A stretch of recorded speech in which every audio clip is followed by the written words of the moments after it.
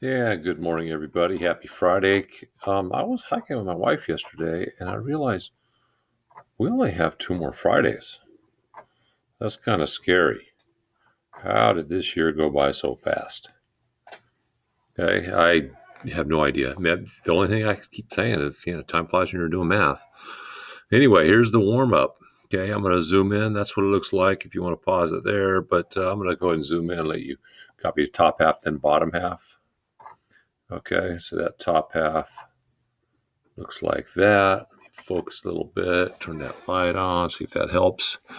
All right, pause, copy, and I should have left you some more room for that problem. I'm going to have to write that one on the back. Maybe write that one on the back, you guys too, okay? All right, go ahead and copy. All right, bottom half now.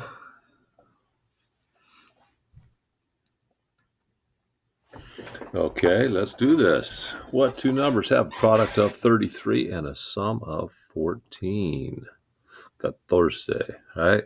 Tracy once. Just once, I would like for you to get that problem right. Just once, I'd want you to remember how to say 11 in Spanish. That's a joke that Spanish kids get. Once in English is pronounced once in Spanish, and once is 11. Just once, I'd like for you to remember that. Shh. Man, we're less than 2 minutes in. I'm already giving you dad jokes. All right, 36 and 13. What do you got? A couple of perfect squares. 3 squared times 4 squared. 32 and 12. 12. What do you got for that? Ocho y cuatro. How about 35 y 12? 35 and 12. What do you got on that one? Well, 5 goes into it, right? 5 y 7. Muy buen. Let's go to this adding mixed numbers. I'm just going to go ahead and write this 3 and 1/3 on top there because I know I have to get some common denominators. And 3 and 2 both go into 6. So I'm going to have these be sixths. Sixths. 1/2 is how many 6? 3. 1/3 is how many 6? 2. 2 6 and 3 6 is 5 6. And 3 and 12 is 15. Raise your hand if you got that one right. All right, keep that hand up. Now bend your elbow a little bit and pat yourself on the back. Good job. All right, this time I'm going to write the 3 and 1/3 underneath the 12.5 because I've already figured out the equivalent fractions on these, and I know I'm subtracting this time, so I want the number I'm subtracting on the bottom. 3 6 minus 2 6 is 1 6, and 12 minus 3 is 9. Now, pat yourself on the back if you got that one right. Now, on this one, you can use the C method. Say 2 times 12 is 24, plus 1 is 25 halves, and 3 times 3 is 9, plus 1 is 10 thirds. And I can simplify before I start if I want, huh? 2 goes into the bottom once, goes into 10 5 times. 5 25s is 5 quarters. That's $1.25. And 1 times 3. Okay. Now I know that 3 is going to go into 120 40 times. So 123 will be 41. I'm going to say that's 41. And I'll be missing 2. 41 and 2/3. You guys check that for me, okay? Make sure I did it right. Okay, let's do this divided by decimals. The first number goes inside the box, 24 and 24 hundredths. And I got 8 thousandths. And what's that noise?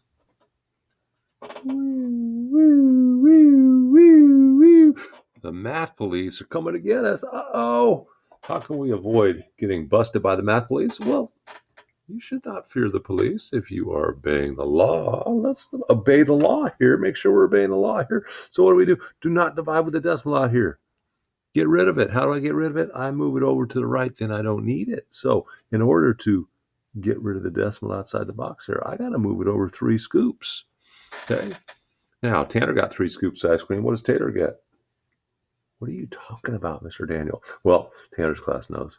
If you got 3 scoops outside, you have to get 3 scoops inside. Okay, what do you do here? Fill the egg carton. Raise your hand if you're smart. If you were smart, what would you do right here? Well, you wouldn't divide with 6 scoops and 4 decimals. That is a confusing problem. You would spend about an extra, 4 or 5 seconds and rewrite the problem. What is this problem really? It's 8 into 24,240. That is the same problem as that, but that is way simpler, easy to look at, less confusing, less stressful.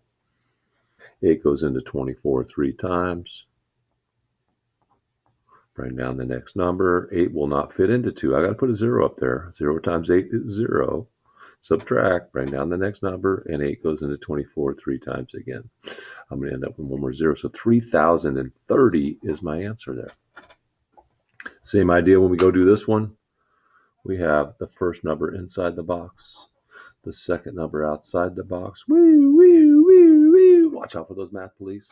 Move it over 2 spots outside. I got to move it over 2 spots inside. Same thing. Always fill in that egg carton. Raise your hand if you're smart. If you were smart, what would you do right here? You would rewrite the problem. Do not divide with 4 scoops and 4 decimals. Rewrite it, and look how much simpler that looks. Now, 6 goes into 16. How many times? Twice. 2 times 6 is 12. Now I subtract. What do I do now? Bring down that next number. Oh, and I like that because 6 fits into 48 perfectly. And it's going to fit into 0 times. So 280 is my answer there. Okay. Let's get these area. I just had area. You don't have to get perimeter. 3 times 4 1/4 is 3 times 4 is 12. 3 times 1/4 is 3/4. Area is meter. 12 3/4 square meters.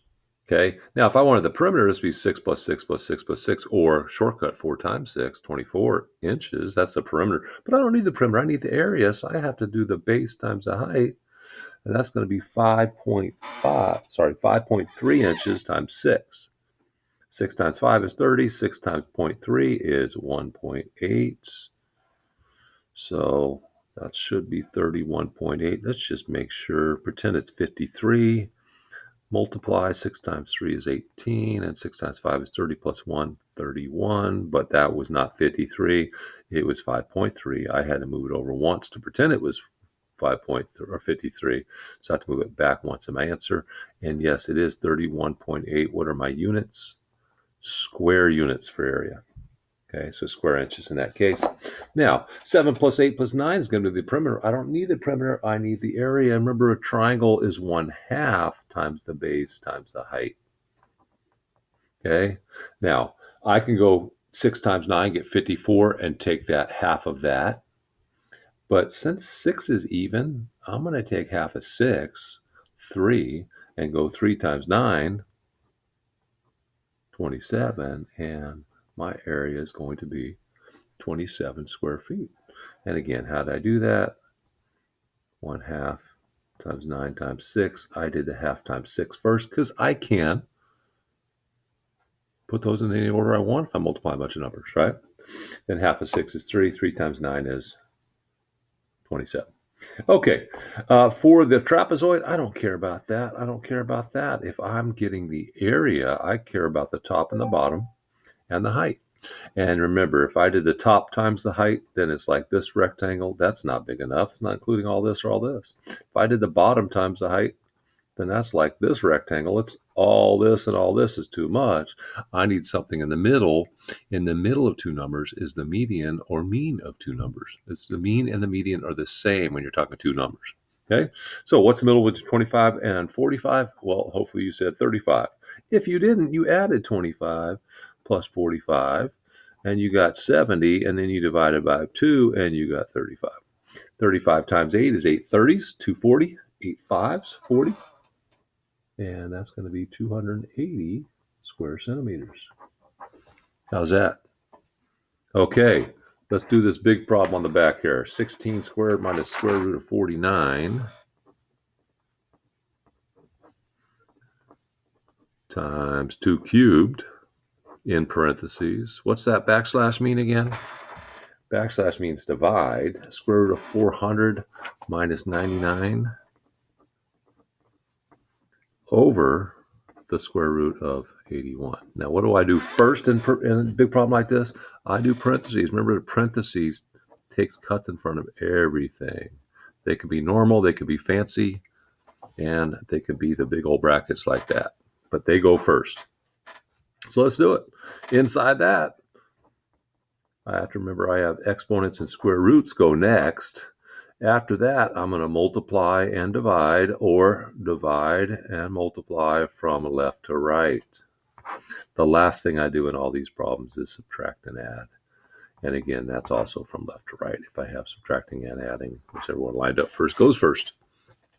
So inside the parentheses, I have exponents, subtracting, square roots, multiplying, and exponent.